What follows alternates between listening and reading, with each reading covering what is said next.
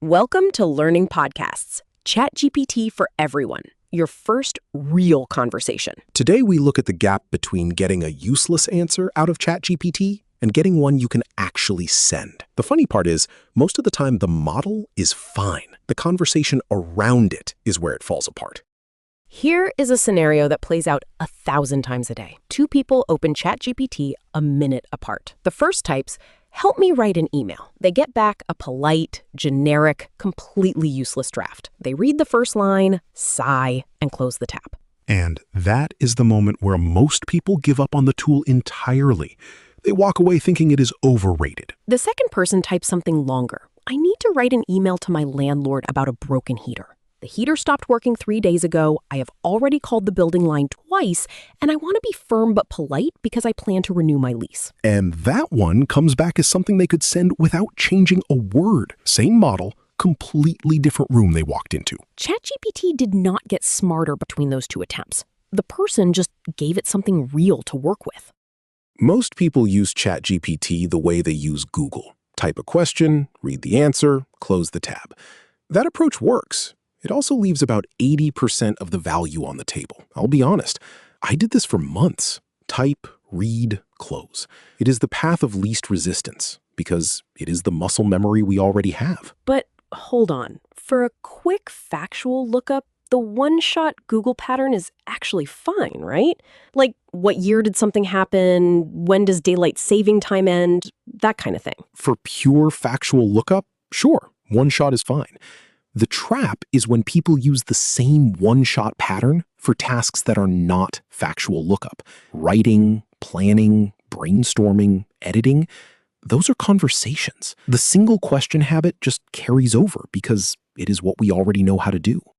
Picture someone walking into a tailor shop and saying, "Make me a suit," then walking out before the tailor can ask a single question. What color? What fabric? Is it for a wedding or a job interview? The tailor is just standing there with the tape measure. They could produce something. It would be generic at best and wrong at worst. Yeah, and that is what a single message to ChatGPT looks like. You handed it nothing to work with, and then you graded the result. The model is not refusing to help. It is averaging across every possible request that fit your 3-word prompt. And the average of every possible request is, by definition, generic. Right. You did not ask for your suit. You asked for a suit. Right. So how much of this context are we actually supposed to hand over? Think of context the way you would think about ingredients in a recipe. A chef with salt, pepper, and a glass of water can make very little. Yeah, that is going to be a rough dinner. Hand that same chef vegetables, protein, spices, and a good stock pot, and the possibilities open up. Same chef, different result. ChatGPT works the same way then? It's not that the model magically gets smarter when you write more? Exactly. You finally told it which version of the answer you actually wanted.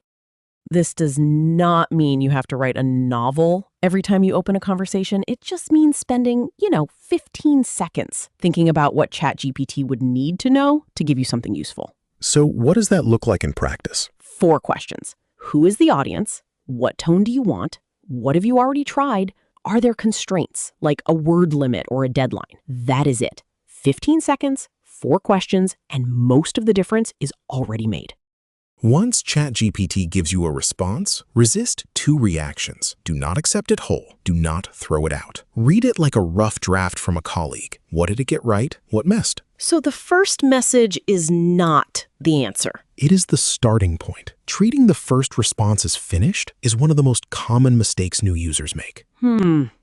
I have done that myself. You ask, you scan the answer, you go, this tool is bad, and you close the tab. Yeah, almost nothing ChatGPT writes for the first time is what you actually wanted to send. It is close. It is rough. The work is in reading carefully, deciding what to keep, and asking for the next version. Take the landlord email. Maybe the structure is right, but the tone is too formal.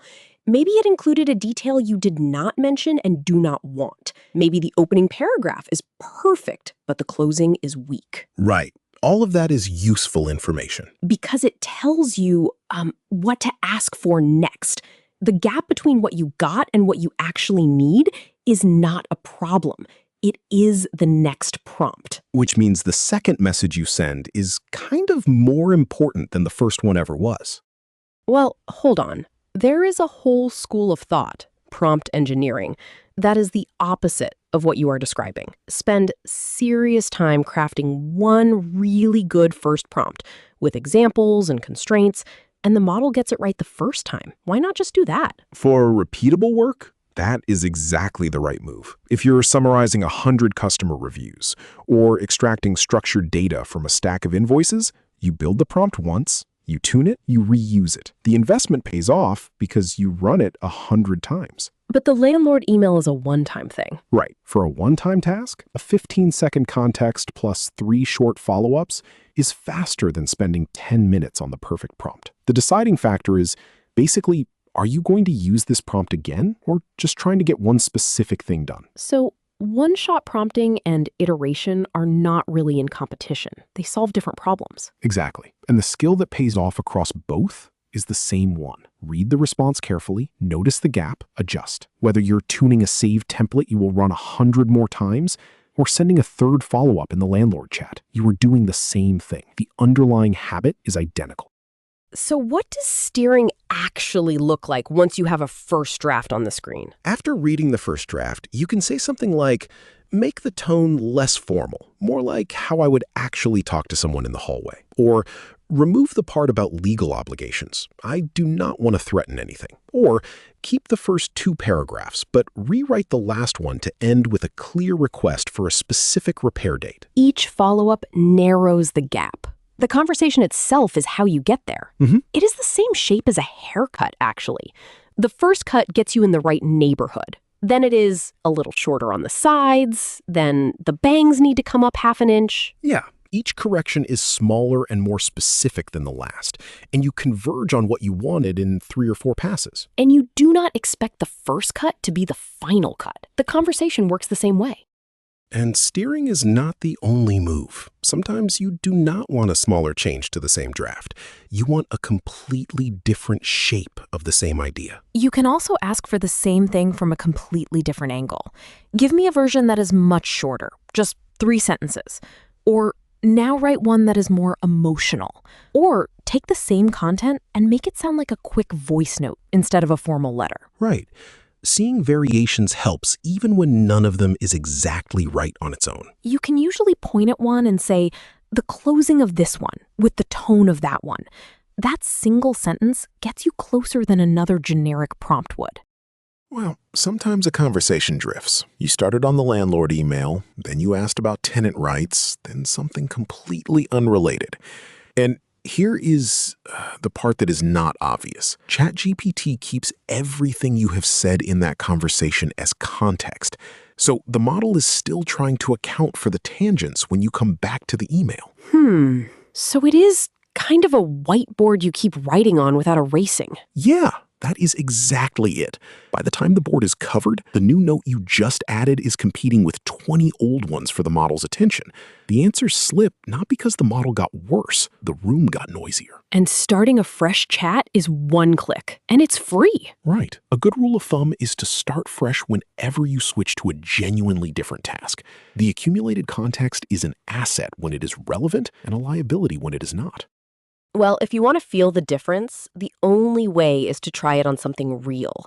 A tricky email you have been putting off, a cover letter you owe someone, a difficult conversation you have been rehearsing in your head. Yeah, pick one. Do not invent a test prompt. Right. Spend a few seconds on the 4 questions before you type. Audience, tone, what you have already tried, what you need to avoid. Then read what comes back like a rough draft and ask for one specific change. Do it again. By the 3rd or 4th round, you will likely have something you can actually use. The point is not that every task needs 4 rounds. The point is that 4 rounds is often available to you for free in under 2 minutes. Most people close the tab after the first response and never find out. So this loop is not just a thing for landlord emails. The landlord email is the example, but the loop is the lesson. Imagine you are a parent with a parent-teacher conference tomorrow morning. You want a short list of talking points because the meeting is 15 minutes long. And you do not want to forget the important questions the moment you sit down in that tiny chair. You give ChatGPT the situation the same way you gave it the broken heater. Your child is in second grade, reading well above grade level, quiet during class discussions, going through a friendship shift. You want to be efficient. Then you read the response, notice that one of the suggested questions feels too confrontational, ask for a softer version. Yeah. Add a new detail mid-conversation about a new sibling at home, ask for a printable list. By the fourth message, you have something you can take into the meeting. So the first message is not the answer. It is the start of a conversation.